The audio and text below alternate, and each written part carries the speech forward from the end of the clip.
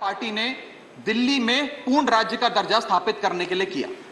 1977 में जब third metropolitan council Delhi में था, उसमें जनता पार्टी की सरकार थी। उन्होंने मता पास कर कहा कि दिल्ली को पूर्ण राज्य का दर्जा बनाएंगे। लगातार पूर्ण राज्य की दर्जे की मांग करते करते ये 1989 का लोकसभा का मैनिफेस्टो में बीजेपी का लाया हूं।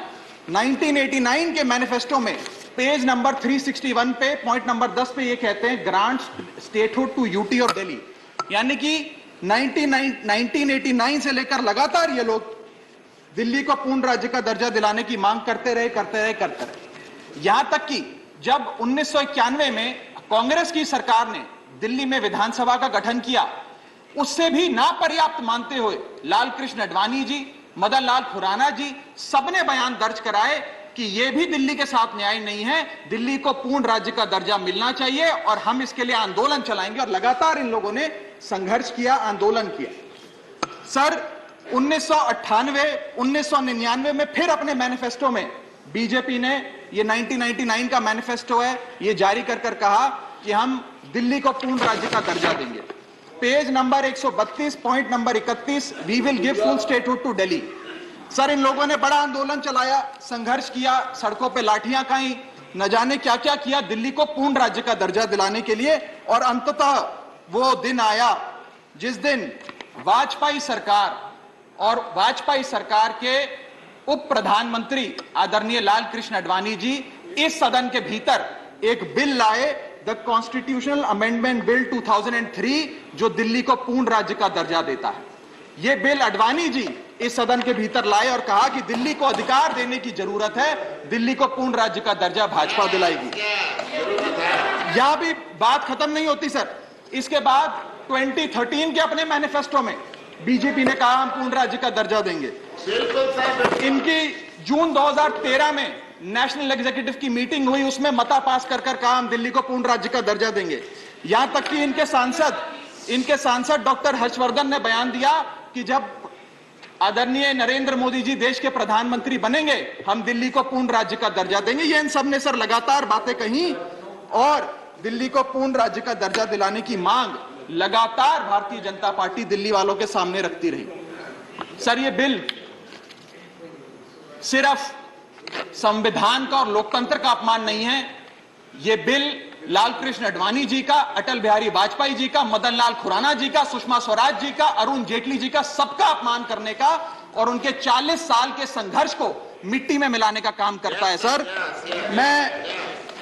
मैं माननीय गृह मंत्री जी का बयान लोकसभा में सुन रहा था। उन्होंने कहा कि नेहरू जी ने, पंडित नेहरू ने यह बात रखी थी कि दिल्ली को पूर्ण राज्य का दर्जा नहीं मिलना चाहिए।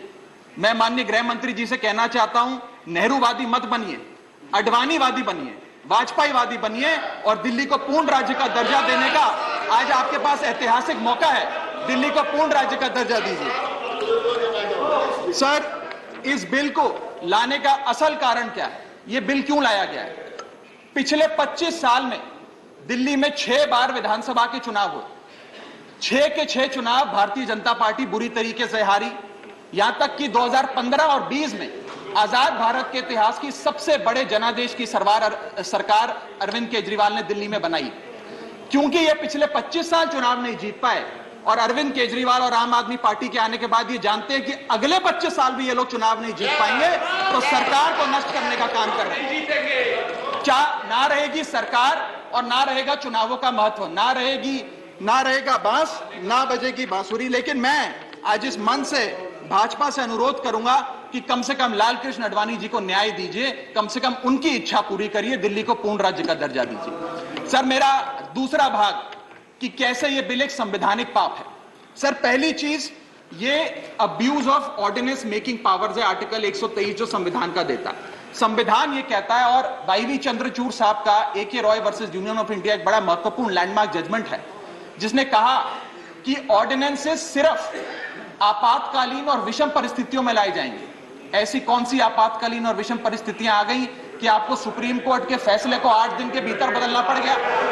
दूसरा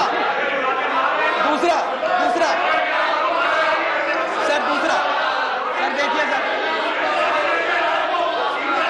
सर दूसरा सुप्रीम कोर्ट की दूसरा बिंदु ये सुप्रीम कोर्ट का अपमान है। सुप्रीम कोर्ट के फैसले को 8 दिन के भीतर 5 जजों के संवैधानिक पीठ के सर्वसम्मति के फैसले को बदल के आज भारतीय जनता पार्टी ने एक मैसेज दिया है कि हम सुप्रीम कोर्ट को भी चैलेंज करते हैं, सुप्रीम कोर्ट के फैसले को भी नहीं मांगते, आपको जो ऑर्डर जारी करना है करो, हम चंद दिनों के अंदर ऑर्डिनेंस लाकर उस फैसले को बदल देंगे। They have challenged the majesty of the honourable supreme court sir.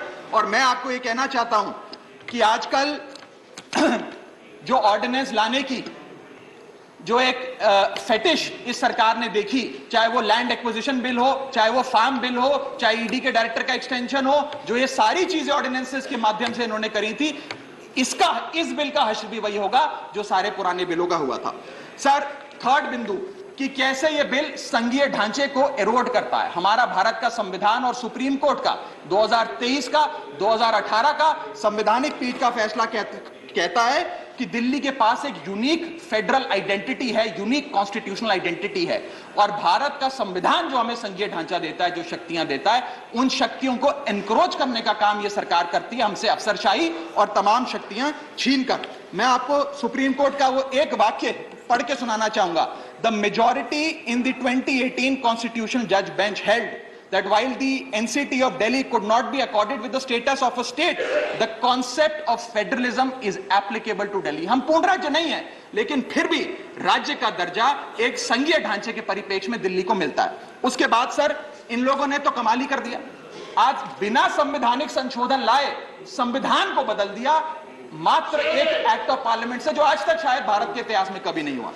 Sir, इसके बाद ये बिल पार्लियामेंट्री अंडरमाइन करता है प्रिंसिपल्स ऑफ कलेक्टिव रिस्पांसिबिलिटी को। भारत का संविधान कहता है सर कि परमानेंट एग्जीक्यूटिव और पॉलिटिकल एग्जीक्यूटिव मिलके लेजिस्लेचर के प्रति जवाबदेही होंगे। ये प्रिंसिपल ऑफ कलेक्टिव रिस्पांसिबिलिटी है। इसमें से परमानेंट एग्जीक्यूटिव यानी कि अफसरशाही को छीनकर ये पूरी तरीके से कलेक्टिव रिस्पांसिबिलिटी का प्रिंसिपल, जिसपे सरकारें चलती हैं इस देश में, उसे ध्वस्त करता है। और आखिरी बिंदु संवैधानिक अपराध का, ये ट्रिपल चेन ऑफ अथॉरिटी को तार तार करता है sir. Triple chain of accountability ये होती है कि अफसरशाही की जवाबदेही मंत्री को, मंत्री की जवाबदेही लेजिस्लेचर को, और लेजिस्लेचर की जवाबदेही जनता को। इसमें से अगर आप अफसरशाही हटा देते हो तो फिर जवाबदेही की जो ये ट्रिपल चेन ऑफ अकाउंटेबिलिटी ध्वस्त हो जाती है। तो ये काम करके संवैधानिक अपराध एक प्रकार से सरकार ने किया है। सर, मेरा आखिरी भाग, ये कैसे एक एडमिनिस्ट्रेटिव हाराकिरी, एक एडमिनिस्ट्रेटिव गतिरोध पैदा करता है। ये कहता है सिर्फ उपराज्यपाल ही ट्रांसफर पोस्टिंग करेंगे एक समिति के माध्यम से, यानी कि अफसर अब मुख्यमंत्री की नहीं सुनेगा, मंत्रियों की नहीं सुनेगा। अगर अब दिल्ली में किसी के घर में बिजली नहीं आ रही, पानी नहीं आ रहा, किसी के बच्चे का स्कूल में दाखिला नहीं हो रहा, तो वो उपराज्यपाल के पास जाएगा, अपने मंत्री मुख्यमंत्री के पास नहीं जाएगा। क्या लोग जानते हैं उपराज्यपाल कहां रहता है? उपराज्यपाल कौन सी विधानसभा से चुनाव लड़ा, उपराज्यपाल ने कौन सा चुनाव जीता? लेकिन सारी शक्तियां एक चुनी हुई सरकार से निकालकर उपराज्यपाल को देता है। यह आगे कहता है सर ये बिल कि हम एलजी को सोल डिस्क्रिशन देते हैं, स्वयं के विवेक से फैसले लेने की तमाम शक्तियां। आज तक उपराज्यपाल और गवर्नर काउंसिल ऑफ मिनिस्टर्स की एड एंड एडवाइस से बाध्य थे, लेकिन यह बिल उपराज्यपाल को सुपरसीडिंग पावर देता है।